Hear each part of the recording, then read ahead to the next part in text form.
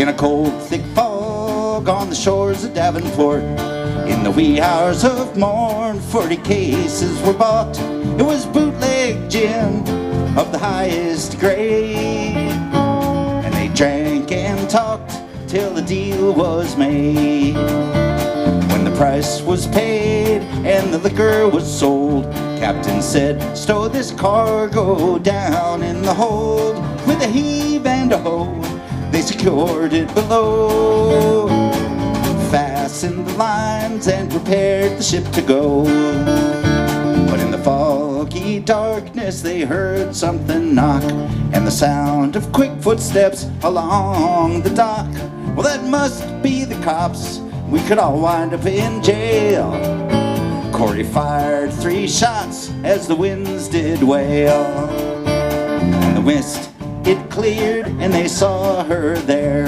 Corey cried out loud and he tore at his hair, for his dear Katie Bell laid there upon the ground, come to say farewell to her man Corey Brown.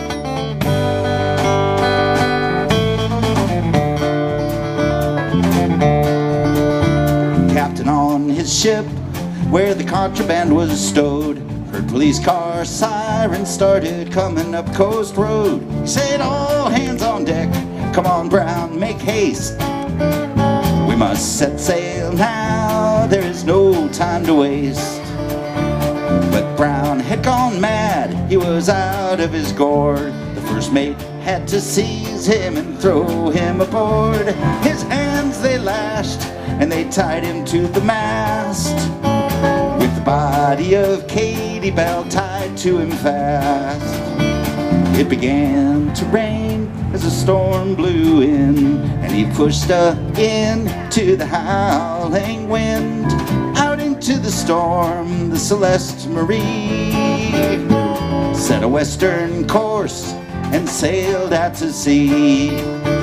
And the sirens screamed at the madman's cries in the driving rain as the waves did rise, and they washed over the deck onto mad Corey Brown, till they had to untie him or else he would drown.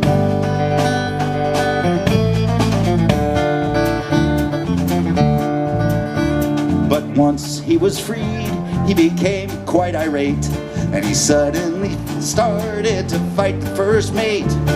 The first mate fought back, but to no avail. Corey struck a hard blow and knocked him over the rail. Then he went after the captain with a terrible look, chased him over the bow with a gaffing hook. Then he went out to the one face of the one that he'd adored, picked up her body and leapt overboard. Down into the depths the two of them fell.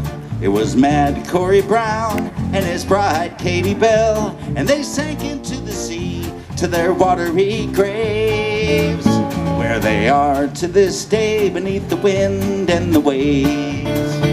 While further to sea the wind carried off the Celeste Marie with her sails still aloft, and if legends are true, that old ship still sails through the foggy mists on the windy gale.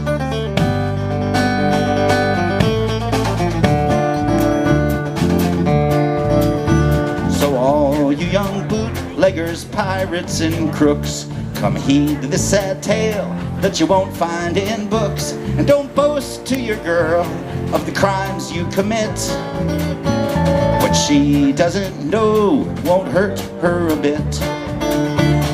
But if you go and tell her of some criminal plot, well then don't be surprised if you both wind up caught.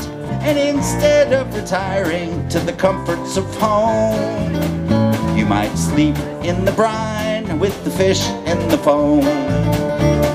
And many a sailor has told a grim tale of a haunted ship they have seen to sail, a phantom craft with no crew on hand, forever to drift and never to land. And they say you can still hear old Corey Brown's ghost in the wailing winds on that northern coast, and mysterious footsteps of the strangest sort still haunt the landing at old Davenport.